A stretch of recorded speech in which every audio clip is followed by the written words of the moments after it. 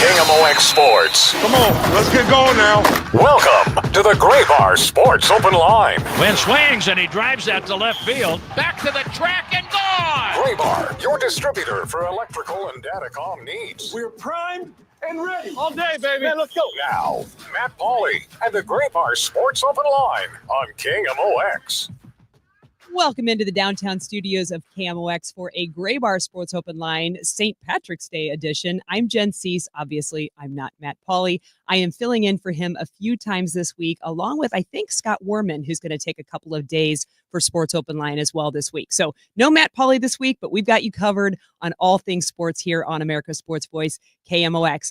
Kyle Sixta and Daniel Hinkamp are here with me in studio on the controls. They're going to have a lot of work to do, helping me out to cover so many things that happen in sports. I feel like that actually is a thing we could say almost every weekend, almost every show with what's going on in the area. So great to have you with us for a full 2-hour show with a lot to get to. First of all, Cardinal baseball. In just 10 days, believe it or not, it's Major League Baseball opening day as the Cardinals will take on the Minnesota Twins home at Busch Stadium. Today's preseason 6-2 win over the Washington Nationals sealed the deal for Sonny Gray to get the start. We'll talk about that first up this hour after the very first break with Joe Roderick of Sports Hub's St. Louis STL. We'll talk with him about that, about thoughts on preseason, and maybe even also the Cardinal pitcher rotation. Got some new news on that, and he'll cover that with me. First up, then we'll switch over to Blues hockey. Blues had back-to-back wins this weekend, Saturday beating the Minnesota Wild 5-1, Sunday 7-2 over the Anaheim Ducks. Joining me around 6:30 p.m. will be John Kelly, TV voice of the St. Louis Blues, to talk about how literally just 3 weeks ago or so he was talking about the fact that, it really wasn't looking good, and the Blues I think I saw in an article, those pesky Blues may have started to turn it around just in time to potentially make a run. So we'll talk about what we think John Kelly thinks about all that at about 6:30. And then toward the latter part of this hour, 6:45, we'll talk City Soccer.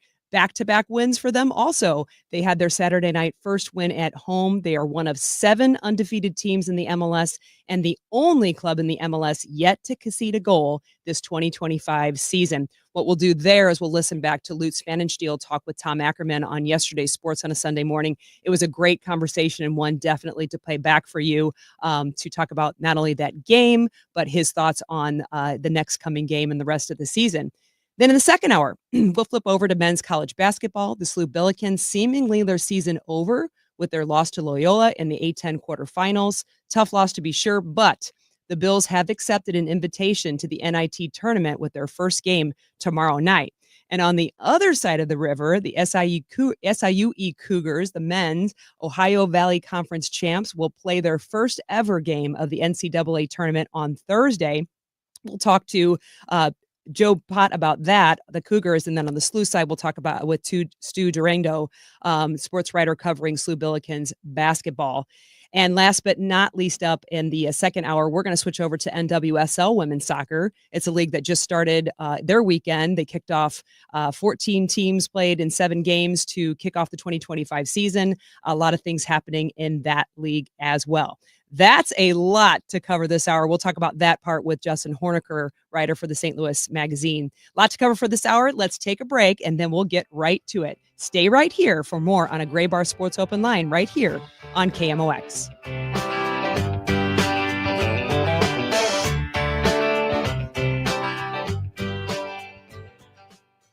For everything online, it's Odyssey.com. Download the Odyssey app and listen.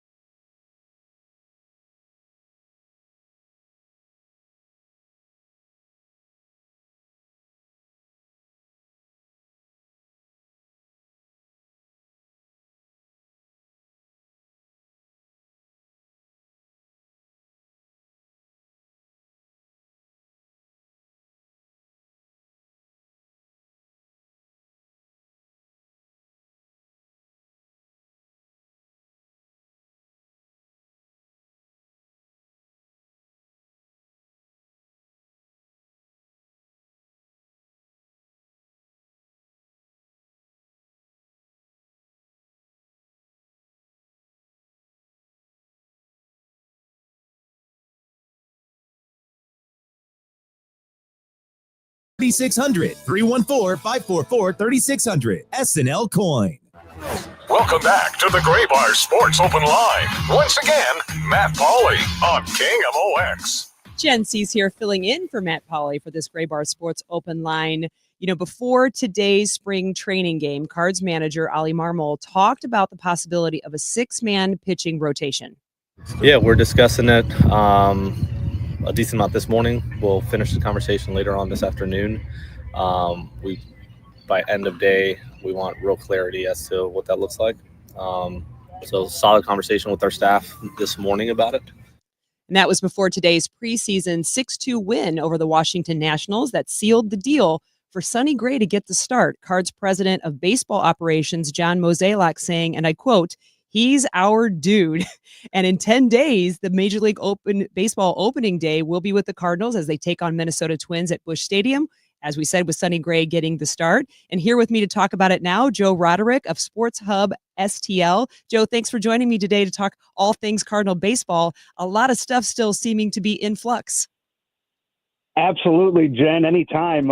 There's still a couple question marks as far as some of the spots left for that opening day lineup and opening day roster. Well, let me start with just a general question for you. For the St. Louis Cardinals, just 6 more preseason games left. And preseason, I feel like this is almost for any sport, tells you less than you want it to tell you, and sometimes doesn't mean what we think it means. But what can preseason for the Cardinals tell us now as they head into, in just 10 days, the regular season? I think there's still a few starting positions that are up for grabs. I think these final few days, these final 6 games, there is a huge spotlight on someone like Victor Scott or maybe a Nolan Gorman. And even though, you're talking center field and second base, those 2 spots right there, I think it comes down to those 2 as far as, who's going to get that starting edge, because there's so many different guys that can move all over the place that that's kind of the focus right now. And Victor Scott has had a really, really good spring. I think he came in probably your 3rd string center fielder. I think it was Michael Ciani's job to lose. And if Michael Ciani didn't perform, maybe you give it to Lars Nootbaar, and then Victor Scott was a distant 3rd. But with the way that he's hit so far, and his speed, his defense is there, I think he has worked his way into that starting position that's kind of opened up a lot of other options for Ali Marmol as far as what he wants to do in left field, at DH, at second base, because that now you have the Victor Scott, who looks like a far different hitter than what we saw in St. Louis at the start of last year. Yeah, he wants that role. He looks like he's ready for major league action, where maybe he was kind of thrown into it really last minute. He really was last minute that he was kind of thrown into that starting role last year, and now maybe he's had a year to learn. Let me ask you too about, I feel like the elephant in the room is when it came out that Sonny Gray would be picked already for the start. I know that there are some fans that are a little worried about that. Preseason doesn't always indicate how your regular season will go. How does that hit with you, and how do you think that that's going to turn out on opening day? I think from the beginning, the only way that Sonny Gray wasn't going to be the opening day starter is if he was hurt again. I was down there the first week of full team practices, and I remember being in those media scrums with Ali in the morning, and several members of the media were asking him before a game was even played, "Oh, is Sonny the opening day starter?" And Ali was just kind of like, "Guys, can we at least play some games first before you start asking me those questions?" And I think it was always just assumed. There's certain teams that you just know who the starting pitcher was. And given Sonny Gray's track record, given that he is he's the multi-time All-Star, they gave him the contract they did last year. He was brought to St. Louis to be the opening day starter. He was brought here to be the ace of the staff, to be that number 1. So it was his as long as he's healthy. And it's not, the numbers aren't great. they really aren't. I think, I wrote them out in our newsletter we sent out today, and actually typing them out, I knew it was bad. but then you put it on, you actually, when you type the numbers, you're like, ooh, God, that's not what you want out of your ace. And it's the walks, it's the home runs that really make you cringe. And, he said it yesterday. I know he talked to the media after his start yesterday. He said, look, I've been doing this for a long time. I've had great preseasons and then was terrible. I've had terrible preseasons and I made an all-star team. So he knows what he's doing. I really hope that he is able to flip that switch a week from Thursday. Yeah, I was actually just going there to his quote to say, he hasn't necessarily had a correlation between a rocky spring training and a great season, or vice versa necessarily. But to your point, he's a seasoned veteran. He knows what to do on opening day. It's not like it's his first show, and hopefully that the significance of the day and his being a veteran and knowing what that feels like, he's able to lead the team on the day. Yeah, and I just to even go, to a different position, a different, I guess, mindset. I saw a quote from Tony Gwynn a few weeks ago. Back when he played, he talked about how he didn't want to come out hot in spring training. He didn't want to come out hitting 800 the first 3-4 weeks of spring training. It was about the last week of spring training. That's when he wanted to turn it on. That's when he wanted to be game ready, because baseball is such a game of streaks and such a game of ups and downs that and I know you want your pitchers to not have those streaks. I know that's more of a hitting thing, but still, Sonny Gray has at least one more start. He's working on stuff in the bullpens. He's working on stuff behind the scenes. But you do trust that this is a guy that's in his 15th season, that he knows what he's doing and he knows where he needs to be. Also on Sunday, John Mozeliak talked with Tom Ackerman. I listened back to that conversation, and he spent quite a bit of time talking about mentorship in the bullpen. That it's not just the coaches that need to coach the younger pitchers, but it's the veteran pitchers. And he specifically called out Phil Maton as potentially being one of those members in the bullpen. Do you see him taking on that kind of role and being able to have, good influence over the younger guys, and not only how they come into a game, but also how they keep themselves prepared throughout the season? Oh, absolutely. And it could work both ways too. The bullpen is it's an aspect of baseball that's always fascinated me, because you can have a guy come into the bullpen and for half a season be absolutely lights out, untouchable, and then somehow he shows up the next year and he gets lit up, has an ADRA, he gets released, he ends up on another team. It's fickle, really, when you look at it. But then you have a guy who'll go to a new team, and somebody in that bullpen will just look at it and say, "Oh, this is how you grip your curveball. Have you ever thought of doing it this way?" And next thing you know, the guy can't be touched. And that's something that those pitchers have no problem passing around and sharing those little tips with each other. And that is something that, Phil Maton has been in a lot of bullpens, and he came from a winning team last year, that maybe he teaches one of the young guys something. And who knows, maybe, one of the young guys teaches him something and he's even better than what he was last year. I kind of said, I said this last week, with Phil Maton, it's kind of there's 4 scenarios. There's 2 good, there's 2 bad. If he's really good and the Cardinals are really good, then Phil Maton's leading you to the playoffs. If he's really good and the Cardinals are bad, then you trade him and you get something really good for him at the trade deadline. But if Maton's bad, either way, you just release him. It was $2 million. And that in today's baseball, that's not a whole lot of money to give it a try. All right. Well, thanks, Joe, for joining me today on a Sports Open Line. Have the next 6 preseason games, and go Cards on opening day, which is just 10 days from now. I am so ready for spring training to be over with and for these games to matter. Absolutely, Jen. Thank you so much. Thank you. That was Joe Roderick, Sports Hub STL, talking all things Cardinals. More to come. We'll switch over to hockey, Blues hockey, with back-to-back wins over the weekend. We'll talk about it with their TV voice, John Kelly, next on KMOX. There's nothing like it. The crack of the bat, the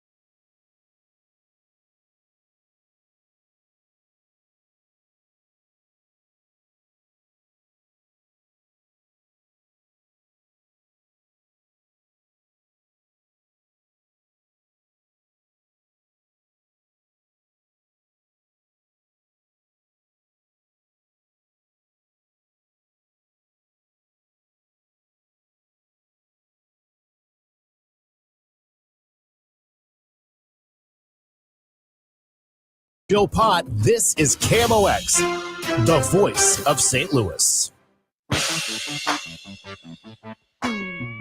Jen Siess back with you on a Gray Bar Sports Open Line, filling in for Matt Pauley tonight.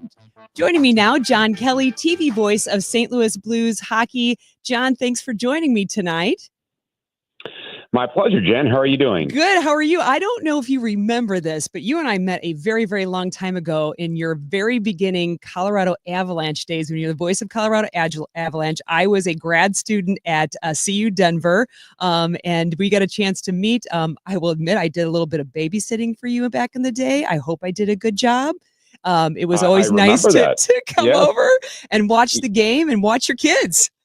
Yeah, it's crazy, isn't it? Yeah, time flies. Who are now adults. I remember you. And you did a great job. Our kids have turned out great, and in part because of you, Jen. Yay! I always appreciated that. And when I see your posts now on Facebook, I'm like, oh my gosh, they're grown adults now. I feel even older. But now, of course, it was great when, I was back in St. Louis, and to see you come back to St. Louis as the TV voice of St. Louis Blues. I listened back to an interview you did with KMOV Sports. It was about 3 weeks ago. And you were talking about the first half of the season with the coaching change to Jim Montgomery, the spark, of course, that ignites when you typically have a coaching change. And then the Blues had a drop off. And you really specifically talked about consistency, not only consistency game to game, but like period to period. Now 68 games in, only 14 to go with back-to-back wins over the weekend. I've just read a headline somewhere that said, don't count out those pesky Blues just yet. Well, exactly. I mean, they're tied in points for the final wild card spot, and only 6 points behind Minnesota. And they occupy the first wild card spot, and they're really struggling right now. And the Blues have only 2 regulation losses in their last 13. So they found their consistency, Jen, and it really was almost like a light switch went on out of the Four Nations tournament break. And I don't know why. All I know is that they're playing well. Their top players are playing well, including Robert Thomas and Buchnevich and Neighbors on the top line. But more than that, they have consistency on all 4 lines. And on defense, obviously, they played really well. And Binnington has lost only one of his starts in the last 7. Obviously, they missed Parayko. But, they're staying with the same lineup every night. And why change if it's not broken? So it's really fun to see. And, again, I don't know why it took so long to click in. Probably a lot of factors, a lot of new players, and obviously the coaching situation, but I know Blues fans are happy that it has turned around, and this is a lot of fun right now to watch this team. Yeah, for sure. And it was also fun. I saw a snippet that the Blues posted. Braden Shen honored before the game Sunday for being the 16th player in Blues history to play in 1,000 games. That makes me tired even thinking about that. And he had goals on Saturday and Sunday. So one of those individual players that, has always been a performer, but is really stepping it up now as well. Yeah, in last night's game, and again, as you said, they honored him in a great pregame ceremony, just typify what Braden Shen is all about. He scores the goal 41 seconds in, and then later in the period, tough defenseman Jacob Trouba hits Kyrou from behind, a bit of a headshot. It wasn't called a penalty, but certainly a tough hit. And what does Shen do? He fights Trouba, who's a bigger guy. I mean, Trouba goes 6'3", 212, so Braden gave up some size, and that's what Braden's done his entire career. He sticks up for his team. He leads by example, and he just played a typical Braden Shen game on a night that he was honored. So it's great to see him scoring and leading. His line with Holloway and Kyrou has been probably the Blues' most consistent line, I would say, all season long, especially in the last couple of months. So that's great to see that even at his age. I think he's 33 now. The old guy still has a lot of fire in his belly, and he's leading in the right way. Right, and a hat trick for him on Sunday. So it's not like that hit bothered him too much, or it did exactly what it needed and lit a fire. Yeah, Kyrou had the hat trick Saturday, and then he had 3 assists on Sunday. Oh, right, right. I had the other way around. Right, 3 assists on Sunday. He was busy all weekend. He had, 6 points or 6 points in 2 games. It doesn't matter how you get them. But yeah, he was fantastic, especially in Minnesota. His second goal was a beautiful wraparound goal. But again, that line, they've been together now. I'd have to go back and look at my records, but this Holloway, Shen, Kyrou line, for the most part, has played together now for at least 2 months, if not more. And they have great chemistry. And, Shen is such a good, versatile two-way center iceman, Jen. And both Holloway and Kyrou, as you know, have great speed. So, if Shen can distribute the puck and, get it to those guys, they can do some damage. And that's what they've done, certainly, especially since they've been put together. You said Dylan Holloway in that interview a few weeks ago. You had talked about him. You said the sky's the limit for him. What makes it about Holloway somebody that you look at and just see nothing but stars for in the future? Well, he has so many attributes. Number one, he's got great speed, and number two, he's got a great shot. So you combine those two things, you're going to score a lot of goals. He has 22 goals now, and I think that for sure he's got a shot at 30 goals this year, an outside shot, and I can see him being a consistent 30-goal scorer, maybe 40 down the road. It's only his second year in the NHL. I mean, he's still a young player. He's also a guy that is not afraid to get to the inside. He has good hockey sense and just has so many great characteristics. I could go on and on about Dylan Holloway, but the Blues certainly this summer with those offer sheets getting Holloway and Broberg, and the price was not very steep, as Blues fans know. This has been a home run for the Blues in so many senses, and it really accelerated their, not rebuild, but their retool when you add a top six forward and a top four defenseman and don't lose a player off your roster. That's just win-win, and that's what has happened with Holloway and Broberg. So, of course, looking to the next game, the league's number 16 Blues take on number 30 Nashville Predators tomorrow, Tuesday, March 18th. Puck drops at 7. What are your outlooks on that game? When I look at rankings, and I look at any sport really, and you take a top or higher ranking and you play a lower ranking, you also have to remind your higher ranking, don't take that for granted. Well, yeah, obviously the Blues, like any team, you just can't win every game against teams that are below you in the standings just because they're below you. The Blues saw that in Pittsburgh on Thursday. They outplayed the Penguins, but lost the game. Binnington had an off night, and they couldn't get the 2 points. It's only the second meeting this year against the Predators. The Blues won the first game 7-4 back on December 27th, and now they're going to meet 3 times here in the next week or so. So we're going to see a lot of the Nashville Predators. It's a team that has played better lately, but they're not going to make the playoffs, and it's been a strange year. They added the likes of Jonathan Marchessault and Steven Stamkos in the offseason, and quite honestly, Jen, I thought going into this season, based on what they did last year, they were a playoff team. I thought they were a slam dunk to make the playoffs. But they added a lot of players, as I said, and for whatever reason, it hasn't worked. And I don't know why. Is it chemistry, or, those players are a bit older. They're not the fleetest of foot. But for whatever reason, it just hasn't clicked in Nashville. Obviously, Blues fans aren't too concerned about that. But hopefully the Blues can take advantage of that, because, again, they have 3 games left against the Predators starting tomorrow night. And momentum means everything. John, thanks for your time, and we look forward to hearing you on the call tomorrow.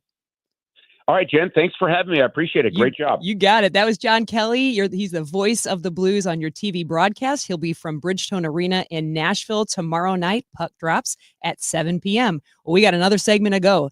Time to talk some soccer. City Soccer, undefeated with their first home win of the season over the weekend. We'll get to that next on KMOX.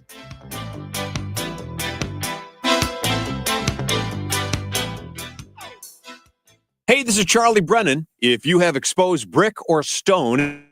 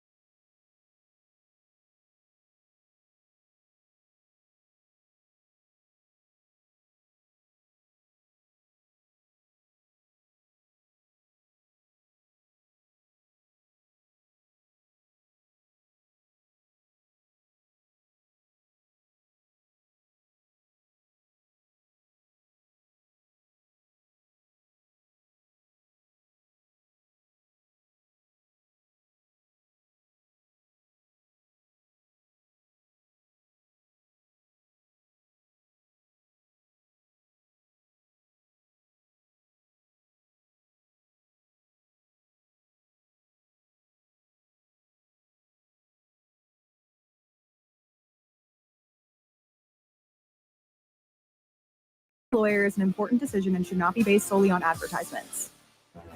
Welcome back to the Gray Bar Sports Open Line. Once again, Matt Pauley on King MOX. Edward, right. Get in foot. there. Yes, baby!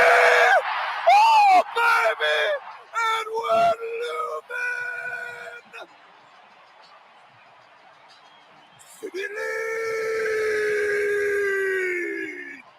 That was Joey Zanaboni and Dale Schilly on the winning goal call Saturday as City finally took points from the Seattle Sounders with their first win at home this season. I'm Jen Siess filling in for Matt Pauley. And just yesterday on Sports on a Sunday Morning, KMOX Sports Director Tom Ackerman had his weekly chat with Lutz Pfannenstiel, sporting director for St. Louis City SC. Let's listen back to their chat about the win, the goalkeeper situation, and preparation for Philadelphia Union. St. Louis City SC beats Seattle 1-0. They have 4 consecutive clean sheets to start the season. We are joined by sporting director for St. Louis City SC, Lutz Pfannenstiel. It's always a pleasure, my friend, as I come to you from Jupiter, Florida, the spring training home of the Cardinals. How are things in St. Louis? Yeah, it's good, getting a home win finally, like second game at home, and I think especially against a team like Seattle, which was our bogey team so far, having played them 4 times, haven't picked up a point. Getting that win was definitely a very important step forward. Well, you continue to lock it down defensively. But before we talk about Lund and Berkey, how about just overall the way that you are playing defensively and limiting opportunities and chances for other teams? Really, really solid. I think the way we defend as a group, and defending is not just meaning the back 5 or the back 3. I think it starts with the strikers who are closing down the spaces. I think that's overall really impressive so far the whole season. I think 1 or 2 shots on target, which is not much. Did Seattle really had a lot of clear-cut chances? No, they didn't. So it's really a big improvement when it comes to that, looking into the last years, actually, how we structure, how we organize our defensive lineup. And, that's usually what wins you games. You don't need to always have that offensive firework and create 6, 7 chances. If you're smart, you defend well, and you use the chances in the right moment. Or a set piece that really gives you the points. And as a group, Tom, we really defend well so far. Yes, you have. And Lund in goal for you, and Leuven with the goal, and City wins at 1-0. It was close there at the end, though. They called for a penalty shot, and then, hold on a second. There's a handball. They went back and looked at it, and indeed a handball, and it turns out to be a finish for City, 1-0. That was something. And then, just overall, the fact that you had to make the change, my obvious question is, how is Berkey? What is the latest there with his hand? Yeah, it was in the morning, of course, a bit of a shock. So we had normal training session on Friday, and he made a save. He got the ball a bit awkward on his hand. Didn't really look like anything crazy. So we waited for Saturday morning and see how it went. And then we did the X-ray, and it's obviously it's a fracture, but it's nothing crazy. So we're not talking about an extremely long time here, but we will see a specialist tomorrow, and then we have to make that a last final decision. But and again, it happens in football. Injuries are part of the game. And of course, if the captain, the best goalkeeper in the league, is out on a short notice, that could actually rattle a team. But then again, we have a good group. And as you saw, we believe in Ben Lund's quality. He's an experienced goalkeeper. He's around for a long time. He works really well together with Roman, and really all the compliments from myself, being a former goalkeeper. Very solid, very confident performance, and keeping a clean sheet is always great in the first game of the season. So we are obviously looking forward for Roman to return. But in the meantime, there is a lot of belief and a lot of trust in Ben Lund, who had a good game and great preseason, by the way, as well. So absolutely no problems here. And just a little bit more on Lund. He and Roman are very close, aren't they? They're really good friends. Roman shot him a text in the morning just to give him a heads up, but it was the day of. Yeah, Tom, we're all very close friends, as you know. But it's very important, I think, when it comes to this goalkeeper hierarchy. If we have 2 guys who are at the same level and they fight for the spot, you do not have this relationship. So I think here it's pretty much clear set. Roman is our star player. Roman is our DP. Roman is an absolutely top goalkeeper. I would call it an international top goalkeeper. So for Ben, as a second choice, it's very tough because you're training every day. You work really hard, but then you need to be ready in this right moment. And I think a relationship them to build, where I think the basic situation, the starting situation is very clear. Roman is number one and Ben is number two. You need to have a special character to live actually in that role as the second choice, as the backup. And that only works out well if there is a good relationship between the number one and the number two. Having said that, being a goalkeeper myself before, I was the worst number two in the world, because if you cannot accept that you being on the bench and the other guy is better, then you create a problem for yourself and for the team. And there we are really fortunate that with Birki Lund and also Olivares have a very, very clear structure where our goalkeeper coach, Alex Langer, does a fantastic job. And I think that pays off in the end of the day. It's a really good point. What about in midfield? You had Akil Watts with Chris Durkin and Edward Leuven. If you could get into that a little bit and your change in formation. It was, I think, a bit of a surprise for the fans, see Akil on a kind of, I would call it, wide 10 position, more an offensive position. He normally plays as a wing-back or a full-back or as a 6.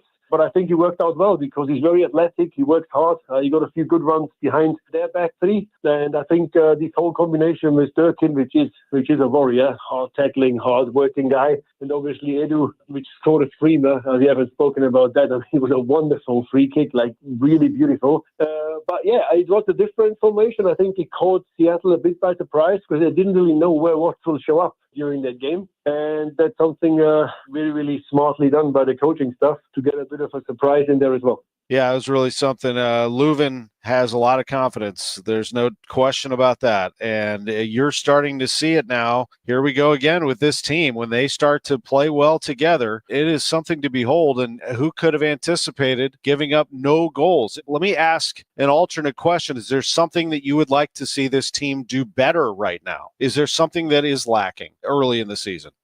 We don't really want to jinx that now because, as you see, obviously people coming into the stadium and they want to see, especially in America, high-scoring games. And people, of course, they love a 5-1 or a 5-2 more than a 1-0. But when it comes to the whole season, I think winning games like yesterday is very important. So right now, honestly, I don't want to change anything, but there is always room for improvement. Yeah, we also have to be honest, it was not a perfect game, and it never is a perfect game. So can we be better with the ball? Can we create more chances? Of course we can. Can we have a different setup sometimes in a while to get a bit more behind the back four? Yes, we can do that as well. But if it's not necessary, it's nothing which has to be changed right now. I think you develop over the course of a season or you develop over the course of the first half of the season. Right now, I think we should be happy what we get out of the team. We should be happy with the results. I said in the start of the season, the first 5 games are tremendously difficult, playing against some top teams in the league. Also next week goes a special game in Philly.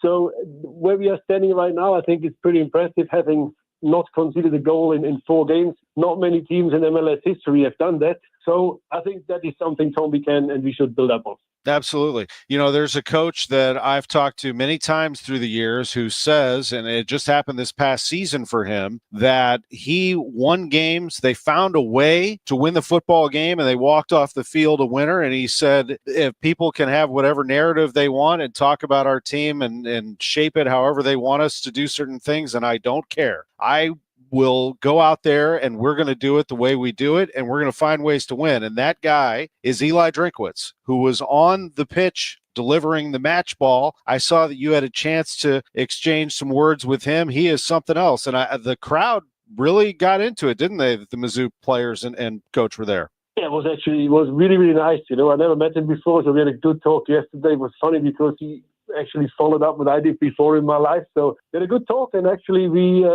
agreed that I will come up there to Colombia once they start training and playing again to kind of shadow him a little bit to see actually how Mizzou is set up, how they prepare for a game, how they do play in a game. So it's something which I haven't seen before. And, I'm always, even though I'm already have gray hair, I still feel young by heart. There's lots of things you can learn and pick up from other sports. So that's something I'm really looking forward to. Very interesting personality, very, very open-minded. Yeah, it was great to meet him, to be honest.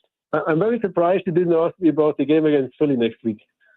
Yeah, I usually do. Give me a little preview of that. Oh, top team, they're doing well. And Bradley Cornell, their manager, it's a special game for us as well. It's a special game for him as well. We're really looking forward to play against Philly, to play against Bradley. That's one of the teams I have the closest ties to in general. But the sport director is something like my brother. We worked before together in Germany for many, many years. So I'm really looking forward to go to Philly next week.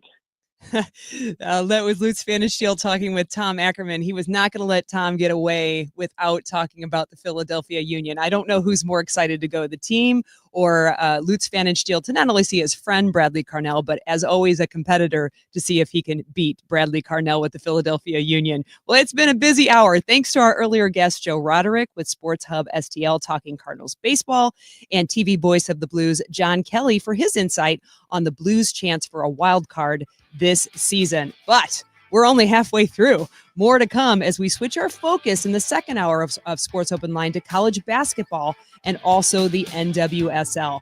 More to come. Stay with us on hour number 2 of the Gray Bar Sports Open Line after the news right here on KMOX.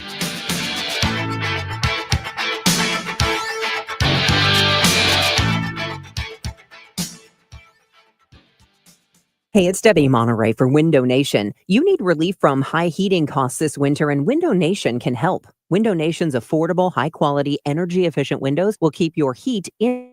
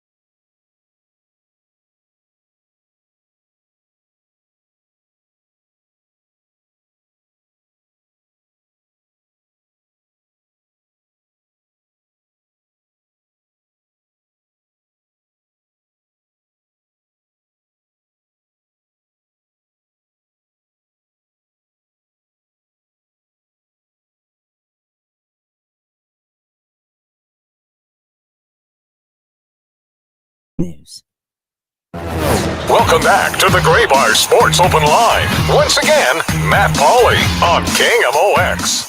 Nope, it's Jen Siess filling in for Matt Pauley on this Gray Bar Sports Open Line. Welcome into the downtown KMOX studios. Kyle Sixta and Daniel Hinkamp are here with me in studio. You know, you guys, in the first hour, we talked, like, I wanted to hit like all the pro sports in town, right? At least the ones that are currently in action or close to action. St. Louis Cardinals baseball, of course. We talked Blues hockey and city soccer.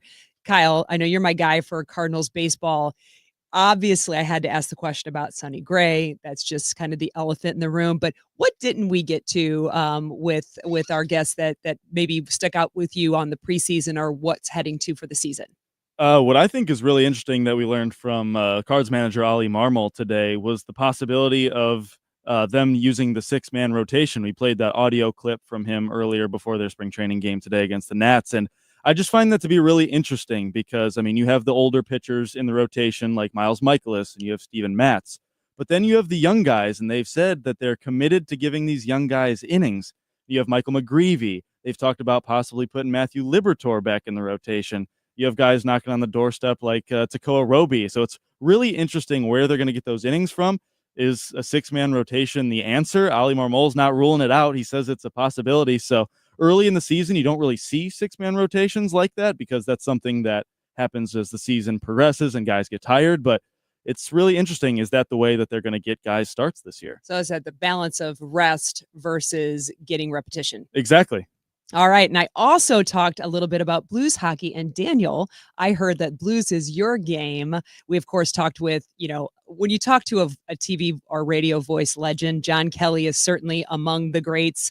Great to talk with him. What stuck out with you about the conversation? You know, the Blues certainly at one point in time, just 3 weeks ago, almost being counted out in what I feel like is typical Blues fashion sometimes, really making that, oh no, we're not done yet.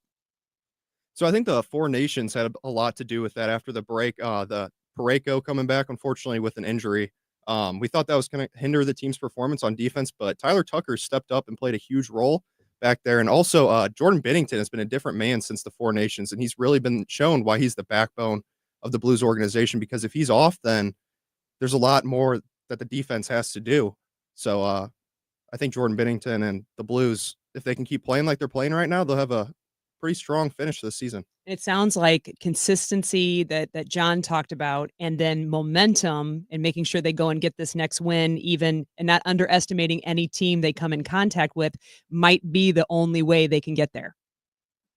Yeah, certainly the Blues have struggled with playing teams that are lower than them. They seem to excel against the teams that are at the top of the conference and the top of the league. But they need to treat these teams like such as when they're playing the Predators, who are having a struggling season so far. They need to treat them like they're playing the Tampa Bay Lightning. They need to treat them like they're playing the Capitals, who are first in the league right now, and not take any of those wins for granted. Awesome, you guys. I appreciate your input. Well, we switch. Of course, we talked city soccer, but Lutz Van Stiel and Tom Ackerman really covered all that. So we're going to switch this hour over to men's college basketball and women's soccer. So first, the SLU Billikens, seemingly their season over with their loss to Loyola in the A10 quarterfinals. That was a tough loss to be sure, but the Bills have accepted an invitation to the NIT tournament with their first game tomorrow night. We'll talk about it with Stu Durando, sports writer covering the Bills basketball. He'll give us all the detail on that matchup and what that's going to look like. On the other side of the river, the SIU Cougars, got to talk about them too, the Ohio Valley Conference champs. They're going to play their first game of the NCAA tournament on Thursday. We'll visit with Joe Pott, voice of the Cougars, not only about the team's excitement, but also about his own when he had the call. And then we'll round out the hour talking about NWSL soccer. They opened their season action this weekend with all 14 teams taking each other on, and always keeping that up to date is Justin Horniker of St. Louis Magazine.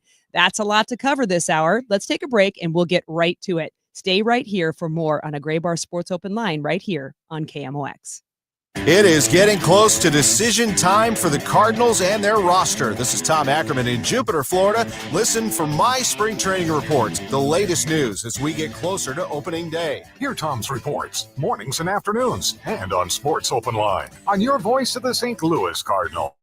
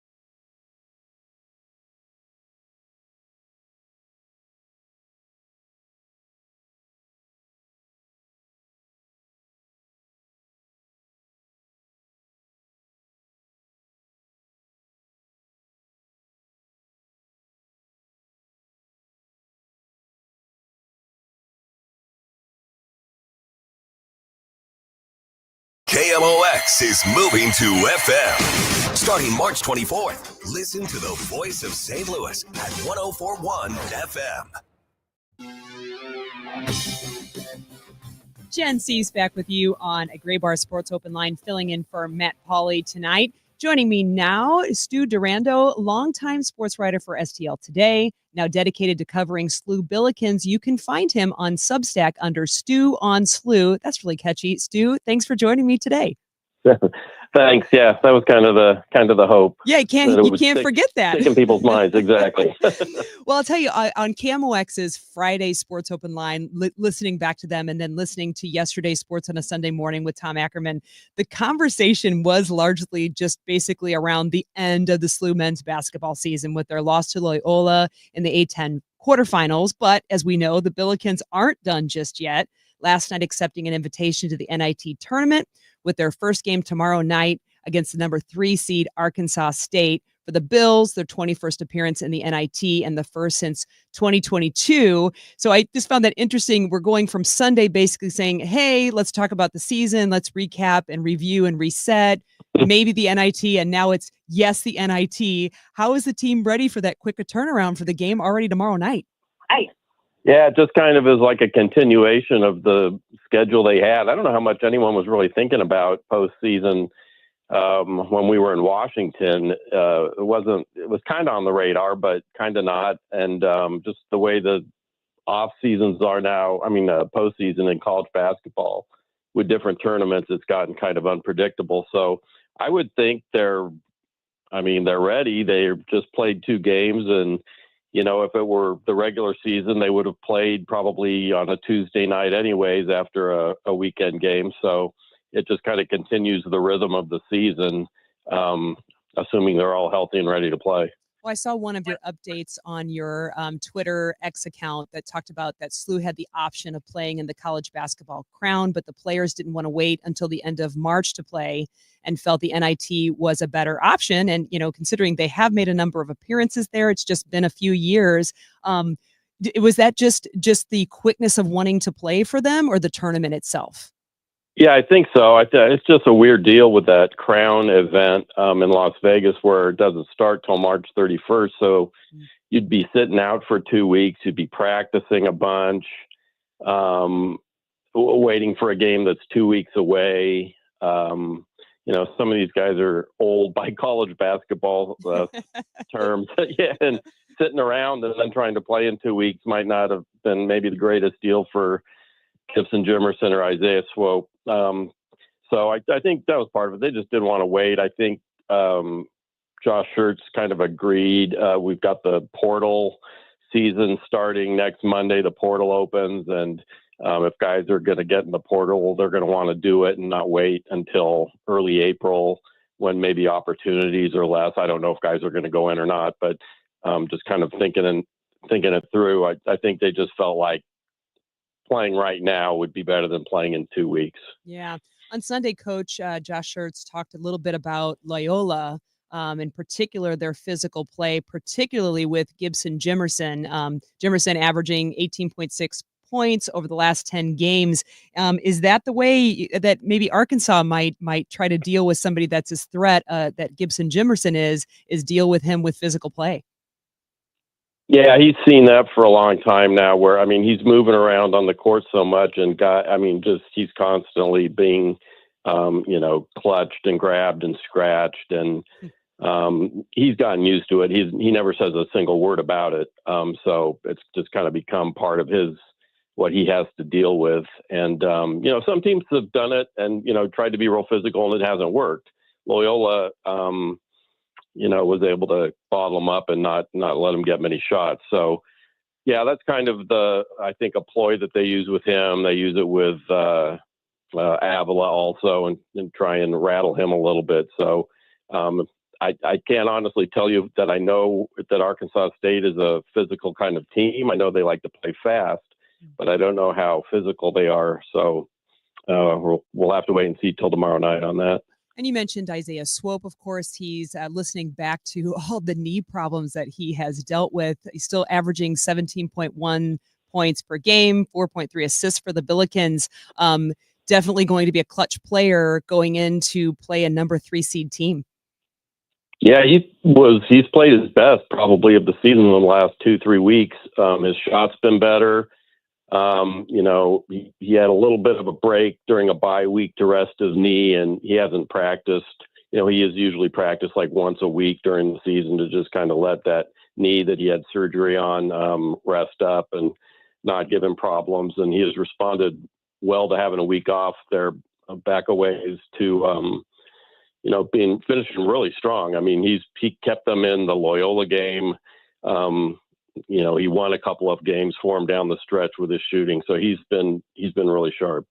I was looking on the Billikens website. They published some nice facts for me to look at, and it said the Billikens hold a 10-1 all-time record against the Red Wolves. Last meeting occurring in 2011-2012 season at Schaeff. It's been a while. Looking at that, of course, that was back then. This is now. The teams are different. What do you see as, if you can put in your crystal ball, what the match like? You mentioned speed, but what the matchup might look like tomorrow night? Yeah, they do. They sure said they like to play fast. They finished in a big tie in the Sun Belt Conference for first place and then ended up losing in the championship game. I do know that they won at Memphis, which is a pretty impressive feat for beating a team that's going to the tournament. They lost what was a fairly close game at Alabama by 9 points. So one of the top teams in the country there, they have experience against. I can't think of what other games, but they've been very, very competitive. They're playing at home. So with those, just based on those results and the fact that they like to play fast, it's going to be an interesting mix of styles. All right. Well, we are looking forward to having the game on KMOX, of course, tomorrow night. And you, I'm sure, will be busy, right, with your Twitter fingers and your updating fingers, updating everybody on the happenings. And, of course, writing on your Substack about whatever those results might be. You're going to have anything out that comes out before, like a preview of the game, maybe tomorrow on your Substack? Right now, I was kind of toying with a story on just the Atlantic 10's problems with getting teams in the NCAA tournament and how things have kind of gone sour for them in recent years. So I'm not specifically going to preview the game beforehand, but kind of look at the Atlantic 10 and what's going on with the conference. All right. Well, looking forward to that. Stu, thanks for joining me tonight on Sports Open Line. Yeah, thanks so much for having me. That was Stu Durando, longtime sports writer for STL Today. Now he's dedicated to covering SLU Billikens. You can find him on Substack under Stu on SLU. I will remember that forever. It is very catchy. Next game, as we just talked about, the SLU Billikens take on Arkansas State Red Wolves tomorrow, Tuesday, March 18th. Pre-game right here on KMOX at 7:45 p.m. with tip-off at 8. More to come. We stay men's college basketball, but we visit the other side of the river. SIUE Cougars voice Joe Pott's going to talk to us about his exciting times and his exciting calls in their basketball pursuit. That's coming up next on KMOX. When news breaks, St. Louis turns to the team that knows your community best. At KMOX, our newsroom is dedicated to delivering the stories that matter to you. KMOX News is here for St. Louis. This is Tom Ackerman of Total Information AM. This is Debbie Monterey. This is Megan Lynch. Hi, this is Michael Calhoun with KMOX News. I'm Maria Kina. Stuart McMillan, KMOX News. Starting March 24th, listen to the voice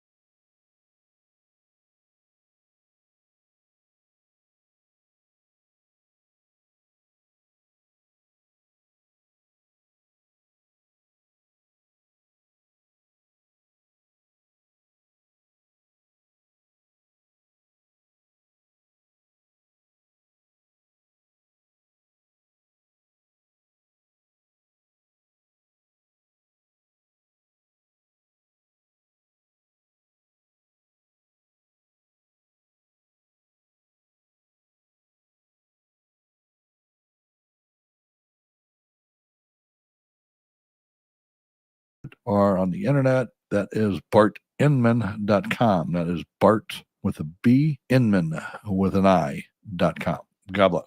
News, talk, cards at 104.1 FM starting March 24th. Set your preset now.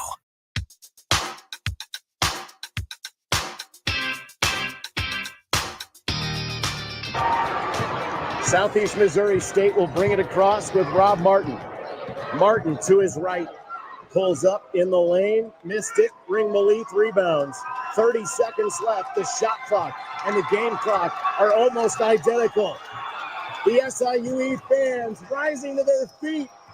The greatest season in SIUE basketball history is going to include a trip to the NCAA tournament. Rayshawn Taylor dribbling it out. The shot clock and the game clock winding down. The Cougars are going to do it. Taylor is stripped. The ball is loose. And time is out. Time is out. SIUE is going dancing. The SIUE Cougars have knocked off the Red Hawks 69-48 in their 17th season in Division I. The Cougars are going to the big dance. You heard it right there. The Ohio Valley Conference champion SIUE men's basketball team has earned a number 16 seed and will be facing number 1 seed Houston Thursday afternoon in the first round of the NCAA tournament in Wichita, Kansas. And you heard it from Joe Pott. You can hear him often on KMOX sports shows, and he's the voice of the SIUE Cougars. Joe, thanks for joining me tonight. And truly tell me, who was more excited, you or the players? Man, you're getting me. I'm getting all emotional again. I'm excited. I wasn't even there. It was. My part of that emotion is just understanding what the university and the athletics department has invested in athletics for as long as they've been making. When they made that transition all the way through. I know how much has gone into that, and so there was definitely a lot of emotion behind that.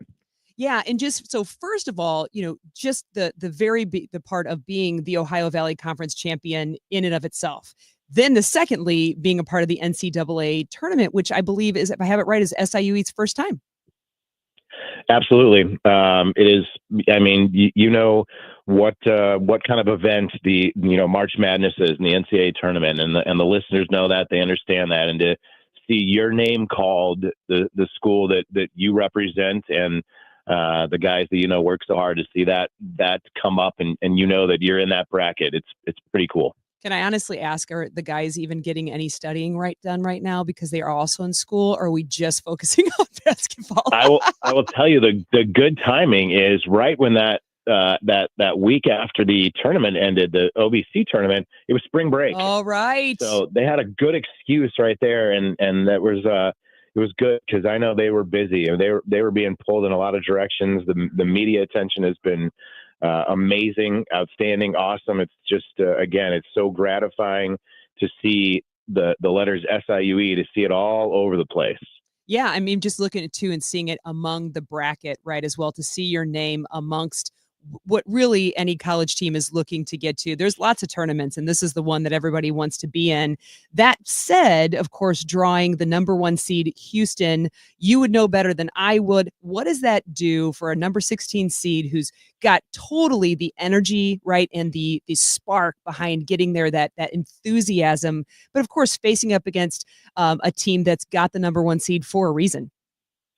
They're ready to shock the world, Jen. I don't know what you're talking about. No, I think honestly, truly though, that's the attitude. I think this team has played together all year. They've faced adversity. They've, had injuries like any team does, but to have this run down the stretch to win those 2 games in Evansville, they're primed and ready. And I know that as soon as that bracket was announced, they were laser focused. Like, their focus turned to, what do we do to beat Houston?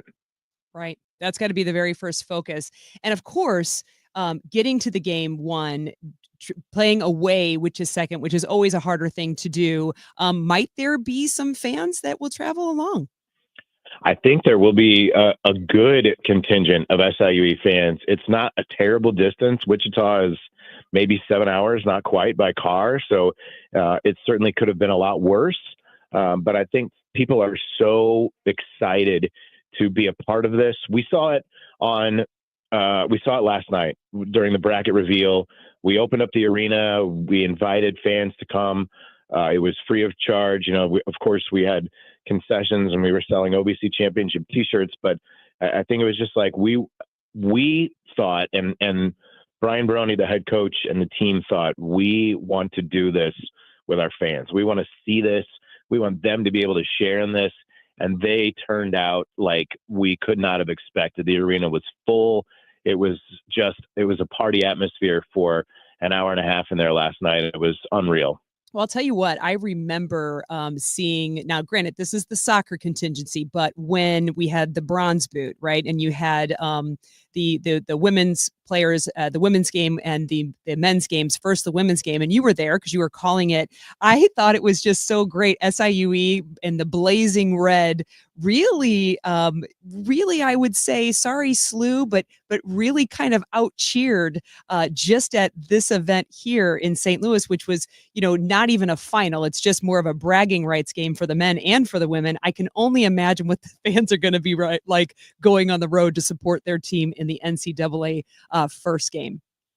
You're right. And that is all, it has all just been growing. That momentum has been growing for the last several years, going back to, you can even look back at the first bronze boot we had at what is now Energizer Park last year, or 2 years ago, I guess, at this point. But that has just been building, and it's a testament to obviously all the great fans, but it's a testament to Andrew Gavin, our athletic director, the staff that he has brought in, and just the push we've made to make sure that SIUE is part of the community, and the community has paid us back tenfold.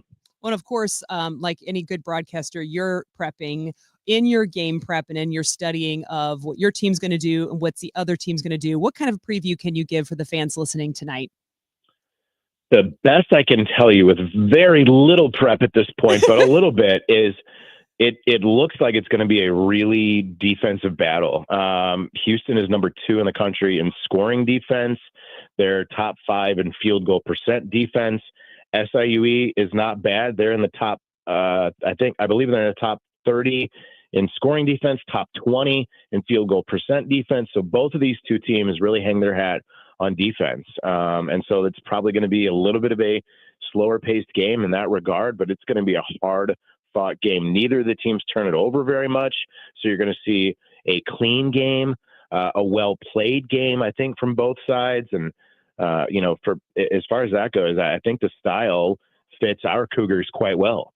Awesome. Joe Pott, thanks for joining us tonight. I'm so glad you enjoyed hearing the clip. We dug that up because I said we have to play that again. I love watching it as well as listening to it. Congratulations for SIUE Cougars, and go Cougars when it comes to the NCAA tournament. Best of luck in the game on Thursday. Jen, thanks so much. I appreciate you having me on and spending a little time tonight. Thank you. You got it. That was Joe Pott. You hear him often here on KMOX, and he is the voice of the SIUE Cougars for, I think, all sports. I've heard him on soccer, and of course, you heard him on the basketball call. Like we talked about, the Ohio Valley Conference champion, SIUE basketball, as the number 16 seed, and they'll face number 1 seed Houston this Thursday afternoon in the first round of the NCAA tournament in Wichita, Kansas. Tip-off is set for 1 p.m. from the Intrust Bank Arena. The game will air on TBS in this first meeting between the two schools in men's basketball. Well, we've got another segment to go. Time to talk some soccer, women's soccer. The NWSL just had their season opening weekend with some big expected wins and some tighter games than expected. We'll talk about it with Justin Horniker of the St. Louis Magazine next on KMOX.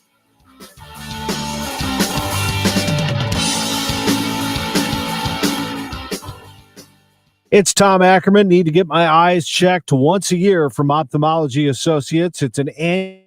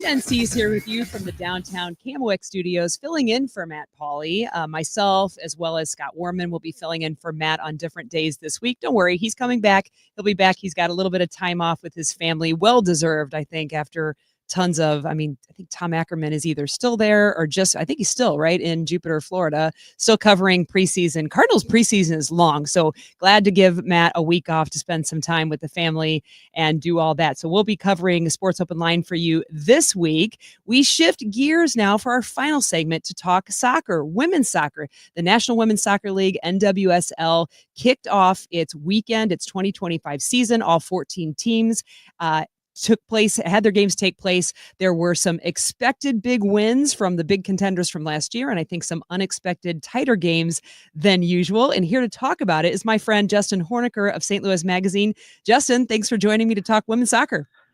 Oh, absolutely, Jen. Thank you for having me. Glad to talk to you. Absolutely. And I know whenever I see you on the city side, the MLS city side, you're always got your fingers busy typing. And I'm sure this weekend kept you busy typing as well, covering all of the games. Just real quick, first overall impression of the opening weekend of the NWSL. How did you find it? How did it hit you? Yeah, I think, there were some, I think the big clubs hit as expected. So your Washington Spirits, your KC Currents, Orlando Pride all had pretty big explosive outings. And then, like you said in the opener, some tighter games and some teams that you're maybe expecting to take a step that haven't really shown that so far. Was there one or two games that stuck out to you the most in terms of either one of those? Yeah, I think for me, so North Carolina, I kind of wrote about them this offseason as potentially, bridging that gap between 4 and 5. There's a pretty big gap in the NWSL last year between the top 4 teams and the rest of the league. And the Courage, adding everyone they added this offseason, I thought had a pretty good opportunity to jump that gap. And then in Louisville, a 1-1 draw, but I think it's more or less that it needs some time under Sean Ayas to really get rolling. That's potentially one to pay attention to. There was an article that I pulled up and read, and it was from Meg Linehan, who writes for The Athletic. I'm sure you're familiar with her work, but just kind of, she made a general statement on the state of the league and basically saying that before the NWSL can take on the world, right? And there's a lot of crazy things happening with the NWSL in terms of eliminating the draft. We've got players in the women's game heading overseas more than ever before, but that the NWSL must find its place in the U.S. And I thought that was an interesting take. She did it, the article, 1 or 2 days maybe before the season, but basically talking about how the narrative around women's sports has changed drastically. But she called out the WNBA as being out in front, which is really interesting because for the longest time of my knowing soccer, the U.S. women's national team led the way in all women's sports in terms of breaking barriers. And now we're finding potentially the Women's League of NWSL maybe playing a little catch up with something like the WNBA, get the acronym right, because potentially we don't have that Caitlin Clark like marquee player that's like an amplifier for drawing people to the league. Wondered is your thoughts on something like that? I do think it's interesting because I think when I look at that, my instant allegory of Caitlin Clark bringing in eyes that might not necessarily watch the sport, Trinity Rodman, I think is probably the most marketable soccer star in the country. To kind of draw the comparison between, if you think of the popularity of basketball to your average American versus the popularity of soccer, if someone tunes into the women's NCAA tournament, they see that marquee matchup between Angel Reese and Caitlin Clark and all the eyes of that true. And there's not necessarily anything comparable on the women's side as much as I think someone like Trinity Rodman that is such a star at such a young age, but if someone doesn't have a door open into the soccer world, that they still might not know who Trinity Rodman is, I guess. And I think the average person probably does know who Caitlin Clark is. So there certainly is something missing in either a cultural moment or either in how we're marketing the sport or what. But I think, I look at the headway that some of these young stars make and feel at the audiences that they carry around just as influencers, not even as soccer stars. I think there is something to be done there for sure. When I think about it, you brought up Caitlin Clark and Angel Reese, of course, because not only are they standout players, but they themselves are rivals on the court, right? And we talk about this all the time when you and I are sitting with St. Louis City SC, and what gets people going more than a rivalry. I mean, there'll be a little rivalry going when City heads out to the Philadelphia Union, because City's going to face off with its first head coach, Bradley Carnell. And it makes me wonder as to the efficacy of an NWSL trying to drive, what do they say, rivalries really stoke the fires for fans to want to come watch. And, you can't make one out of nothing, but that maybe be stoking some of those maybe natural rivalries might be somewhere that helps the NWSL pick up steam in terms of picking up more than your, tried and true soccer fan. Yeah, that's a really good point, Chad. And I think something that NWSL has been pretty aware of. So they have a rivalry week for the first time this year. And I think last year, because rivalry is all about facing each other in high pressure games and then the environment around it too.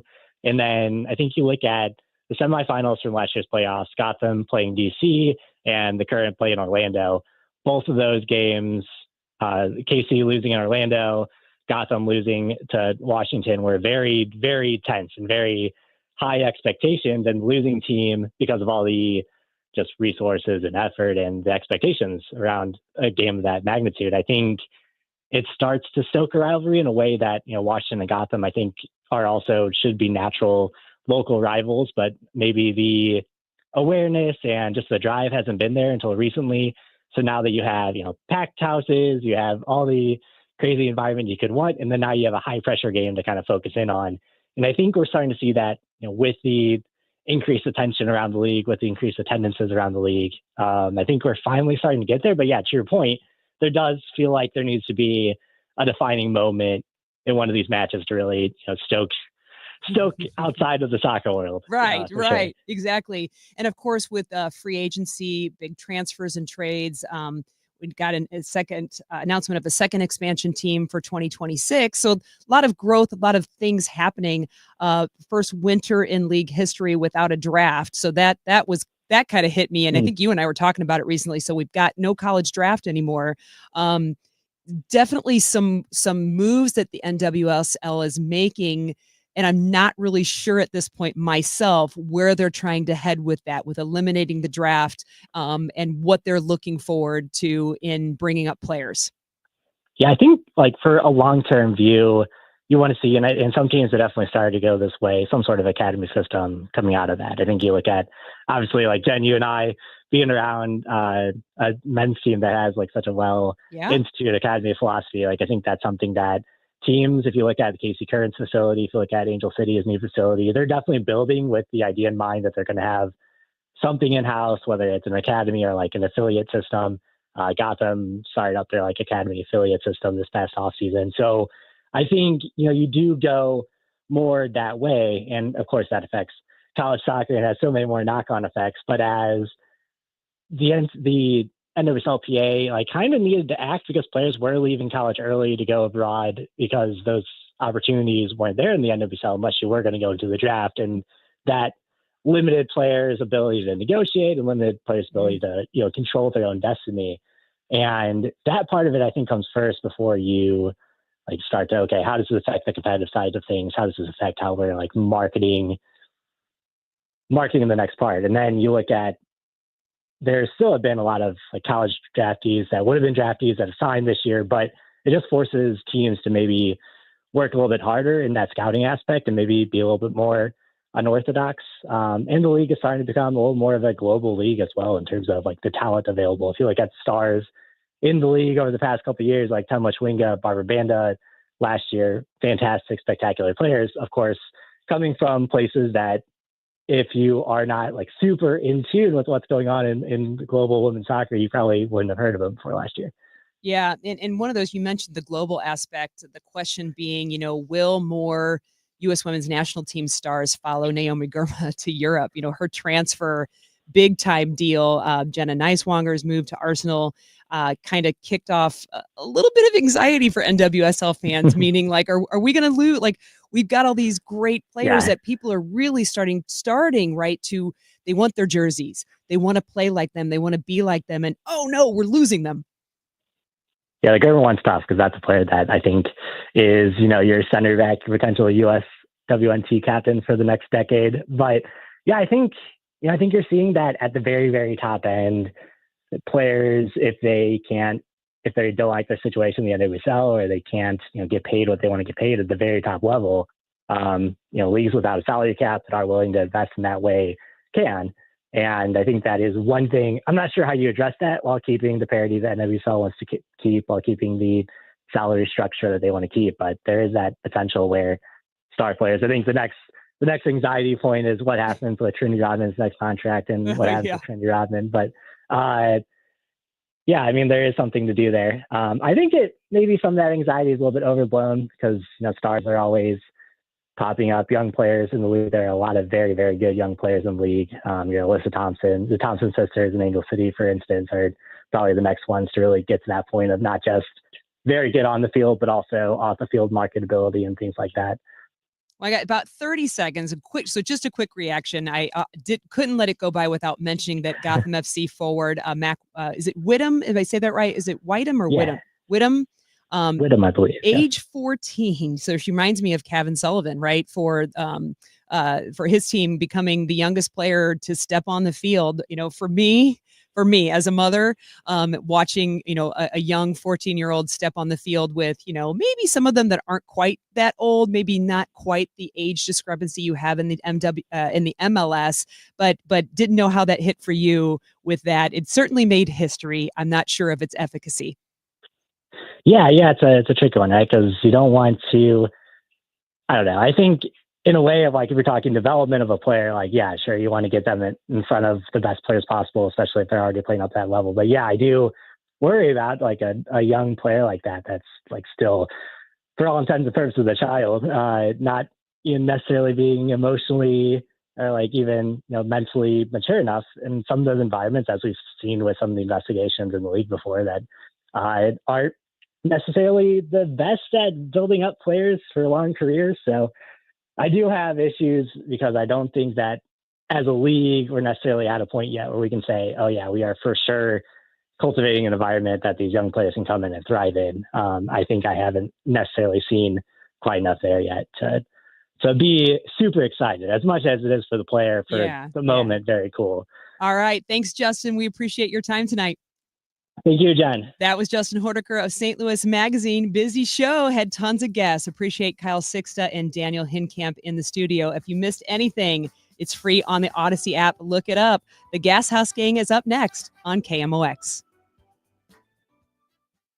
Hi, I'm Dr. Colleen Bosler, and I'd like to introduce our newest associate, Dr. Adam Voss. Hi, I'm Dr. Adam Voss, the newest addition to the Audiology Center. I'm very excited to join this amazing team. I'm a St. Louis native, graduated from Washington University School of Medicine, and I'm passionate about hearing healthcare and connecting people back to the things that matter to them most: family, friends, music, or even their favorite British TV drama. At the Audiology Center, we care for our patients like our own family. If you ever need anything, come on by or call us and we will make sure to address questions or issues same day. My ultimate goal as your audiologist is to listen to your individual needs and guide you on your journey to improved hearing. There are a lot of audiologists in town, but only one audiologist